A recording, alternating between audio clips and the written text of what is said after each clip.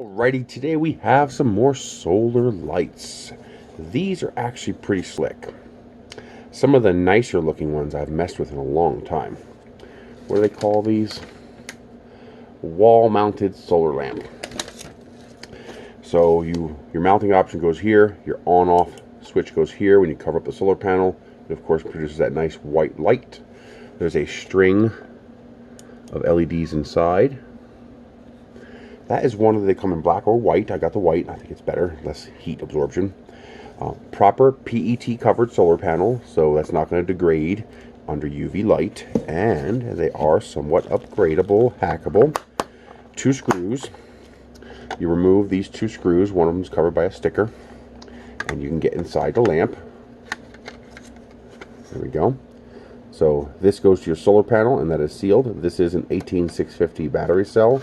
This is your PCB that connects everything together, including the switch, the solar panel, the charging circuit, etc., and the LED cob array, which is actually part of that array. Let me show you that. That's pretty neat. There we go. So this is just a reflector and a diffuser. Those 2 parts go there. They are passive. And then this is the entire unit. Right there. That's the whole unit right there. That circuit board does everything. That has the LED emitters on it, the charging circuitry, everything. It connects to the battery. Of course, I can't separate the solar panel because it's sealed in there. But that's the whole unit. And when I hit this switch, your LEDs turn on. Pretty darn neat. That's a pretty well integrated unit. I like that. Does it tell me what it is? Yes, it does. That's an 1800 milliamp 18650, so it's actually a pretty decent battery cell. Very nice. I don't know if you should be able to double that up if you want. So if you want to add more battery capacity, you can put a larger battery in there. All you gotta do is cut the wires and solder in a new battery. You might be able to add 2 batteries, put them in parallel.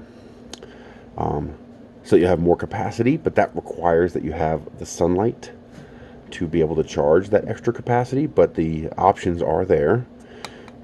Nice unit. Good job. This is one of the better designed units I've seen in a long time. The only improvement I would make would be to put an actual battery socket in here so you don't have to cut the wire. You can just pop it out and replace it.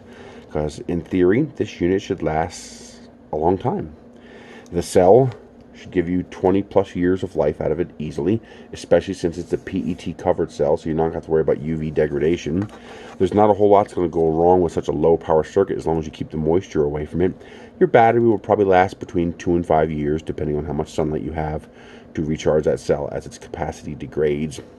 If you have good sunlight like I do, you might get 3 to 5 years out of that battery. I do wonder, can I put a lithium iron phosphate battery in here? I'm not sure. I don't know if the chemistry is close enough that it can charge on the existing circuitry.